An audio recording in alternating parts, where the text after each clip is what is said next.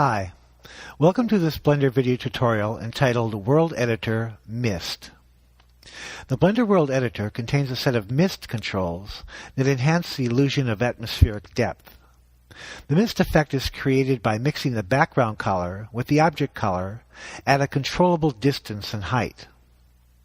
To demonstrate the World Editor Mist, I'm using the completed model from the World Editor Stars video tutorial.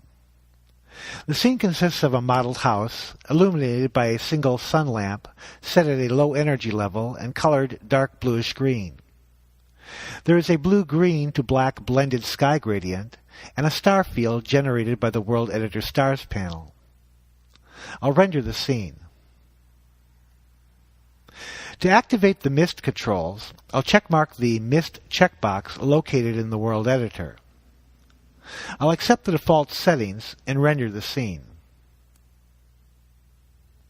As you can see, with the default settings, there's no mist effect.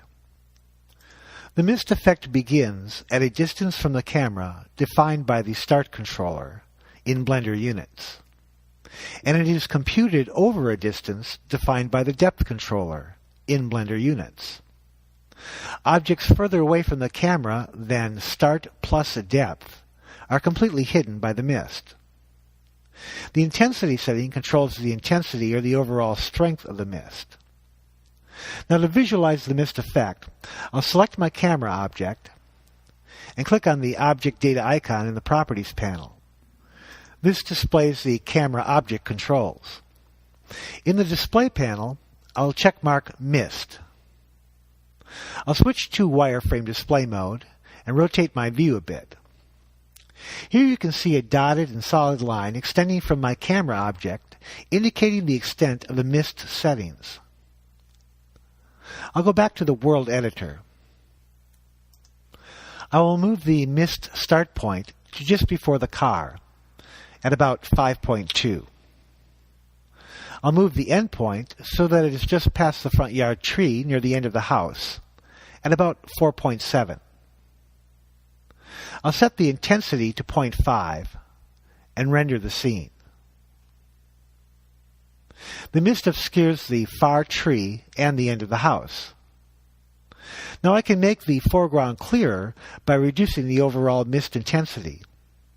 I'll lower the intensity to 0.25 and render the scene. The foreground is clear and the mist effect falls off quickly over the length of the house. The mist height setting makes the mist effect decrease with height along the z-axis. It sets in Blender units the height above which there is no mist effect. I'll raise the height setting to 15 and render the scene. We can now see the top of the backyard tree. The equation used to determine the mist falloff is by default a quadratic equation.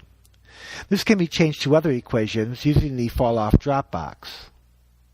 Here I will change the falloff to linear and render the scene.